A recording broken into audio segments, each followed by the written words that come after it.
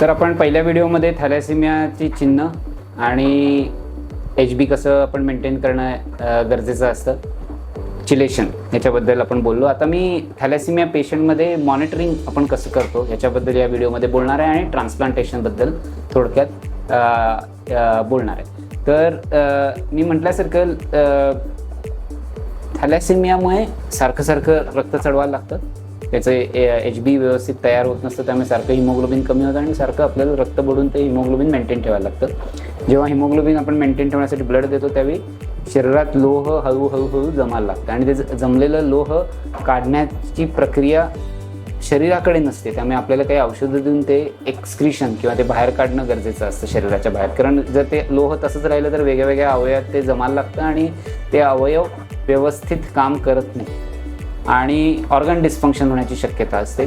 तर ही organ dysfunction आहे का हे चेक करण्यासाठी आपल्याला काही ब्लड टेस्ट आणि काही तपासणी करत राहायला लागतात थॅलेसेमियाच्या पेशंटमध्ये. तर एक म्हणजे सगळ्यात महत्त्वाची गोष्ट की थॅलेसेमिया पेशंटमध्ये थॅलेसेमिक फेसिस म्हणतात, म्हणजे हिमोग्लोबिन तयार करण्यासाठी प्रक्रिया डिफेक्टिव्ह असते, त्यामुळे काही बोन्स आपले तोंडाचे बोन्स हे वेगळ्या प्रकारे होतात, डिफेक्टिव्ह होतात किंवा डिफॉर्म होतात. त्याच्यामुळे थॅलेसेमिक फेसिस त्या पर्टिक्युलर पेशंटमध्ये होत आहेत का, त्याची उंची वाढत नाही आहे का, त्याचबरोबर उंची खुंटते, म्हणजे नॉर्मल जेवढी उंची वाढ व्हायला पाहिजे ती वाढ होत नसते, त्याला ग्रोथ चार्टिंग आपण करणं गरजेचं असतं.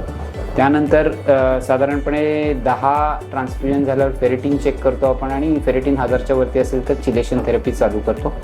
आणि चिलेशन व्यवस्थित होते की नाही हे याच्यासाठी एक ढोबळ मार्ग आहे फेरेटिन चेक करणं, आणि सगळ्यात चांगला मार्ग आहे MRI करणे. MRI कार्डियक MRI आणि लिव्हर MRI, त्याच्याने आपल्याला सगळ्यात चांगली माहिती मिळते की किती आयन ओव्हरलोड आहे. त्याचबरोबर थायरॉइड फंक्शन टेस्ट चेक करणं गरजेचं आहे. Blood sugar levels, calcium, vitamin D हे लेवल्स चेक करणं गरजेचं आहे. कारण मी म्हटल्यासारखं जर लोह ह्या वेगवेगळ्या अवयवात जमायला लागलं तर हे थायरॉइड, कॅल्शियम मेटाबॉलिझम हे सगळं अफेक्ट होतं. आपण जेवढं चांगलं चिलेशन करू, जेवढं कमीत कमी आयन ओव्हरलोड शरीरावरती असेल तेवढं डेफिनेटिव्ह ट्रीटमेंट म्हणजे स्टेम सेल ट्रान्सप्लांटेशन थॅलेसेमियात चांगल्या प्रकारे आपल्याला करता येईल. तर थोडक्यात थॅलेसेमिया ट्रान्सप्लांटबद्दल आपल्याला बोलायचं झालं तर सगळ्यात महत्त्वाची गोष्ट असते की पेशंटमध्ये कोणता जेनेटिक डिफेक्ट आहे ज्याच्यामुळे थॅलेसेमिया झालं हे बघणं. त्यानंतर डोनरमध्ये तोच डिफेक्ट आहे पण तो ट्रेट असणार आहे आई वडिलांसारखा, तर तो मेजर नसणार आहे. कारण नाहीतर मेजर असता जर भाऊ किंवा बहीण तर त्याला रक्त सारखं चढवायला लागलं असतं. आणि तिसरी गोष्ट, या दोघांचं HLA मॅचिंग आहे का, म्हणजे ह्युमन ल्युकोसाइट अँटीजन पेशंटचे आणि डोनरचे हे एकमेकांशी मॅच होत आहेत का हे बघणं गरजेचं असतं. जर HLA मॅच डोनर आपल्याला मिळाला तर स्टेम सेल ट्रान्सप्लांटेशन लवकरात लवकर करणं गरजेचं आहे. कारण जेवढा आपण उशीर करू तेवढा लोह शरीरात जास्त जमत जाणार, तेवढं अवयव निकामी होणार आणि आउटकम आपलं पुअर होणार किंवा तेवढा चांगला आपल्याला आउटकम मिळणार नाही. म्हणून 5 वर्षाच्या खालती शक्यतो थॅलेसेमिया पेशंटचं ट्रान्सप्लांट केलेलं म्हणजे आयडियल राहतं आणि त्याच्याने आउटकम्स जास्त चांगले होतात. जेवढं आपण दिरंगाई करू ट्रान्सप्लांटसाठी लवकर पावलं उचलणार नाही तेवढं ट्रान्सप्लांटचे आउटकम थोडेसे तेवढे चांगले राहत नाहीत. HLA मॅचिंग झाल्यावरती आपण डोनरचे काही टेस्ट करून बघतो की त्याच्यात काही दुसरे ऑर्गन्स किंवा काही प्रॉब्लेम नाही ना, आणि पेशंटचे काही हे करतो आणि मग पेशंटला आपण एक प्रकारची किमोथेरपी देतो ज्याच्याने जी थॅलेसेमियाची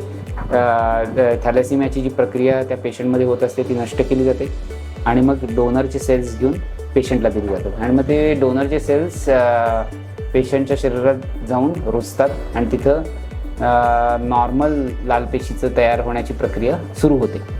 आणि साधारणपणे 15 ते 18 दिवस पेशंट ॲडमिटेड असतो आणि या पिरियडमध्ये ते आपल्याला त्यांना एका पर्टिक्युलर कंट्रोल एन्व्हायरमेंटमध्ये जिथं इन्फेक्शन्स कमीत कमी होतील अशी हिपा फिल्टर रूम्समध्ये ठेवायला लागतं. आणि किमो दिल्यामुळे आणि पेशी कमी झाल्यामुळे कधी या पिरियडमध्ये इन्फेक्शन्स होण्याची शक्यता असते, ब्लिडिंग होण्याची शक्यता असते, सारखं रक्तसर चढवायला लागू शकतं. आणि साधारणपणे 18व्या दिवसापर्यंत 15 ते 18व्या दिवसापर्यंत सगळे सेल्स नॉर्मल होतात आणि आपल्याला कायमेरिझम चेक करायला लागतं. साधारणपणे 28व्या दिवशी आपण ते कायमेरिझम चेक करतो, म्हणजे पेशंटचे आणि डोनरचे सेल्स. म्हणजे डोनरचे जे आपण सेल्स दिले ते पेशंटच्या शरीरात रुजलेत की नाही ते चेक केलं जातं. 3 महिन्यापर्यंत आपल्याला पेशंटला जपणं अत्यावश्यक असतं, कारण ह्या पिरियडमध्ये सुद्धा पहिल्या 30 दिवसात जास्त होतात इन्फेक्शन, ब्लिडिंग आणि बाकीचे कॉम्प्लिकेशन्स, पण 30 नंतर सुद्धा इन्फेक्शनचे कॉम्प्लिकेशन्स 90व्या दिवसापर्यंत राहतात. आणि रिजेक्शन किंवा GVHD होऊ नये म्हणून इम्युनोसप्रेसंट साधारणपणे 1 वर्षापर्यंत आपल्याला थॅलेसेमिया पेशंट्समध्ये द्यायला लागतं आणि मग हळूहळू टप्प्याटप्प्याने ते इम्युनोसप्रेशन आपण कमी करून बंद करतो. वर्षापर्यंत संपूर्ण इम्युनोसप्रेशन थांबतं.